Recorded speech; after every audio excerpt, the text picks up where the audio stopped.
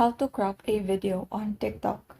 So first is to launch the TikTok application and then click the center icon which is found on the bottom portion of your screen.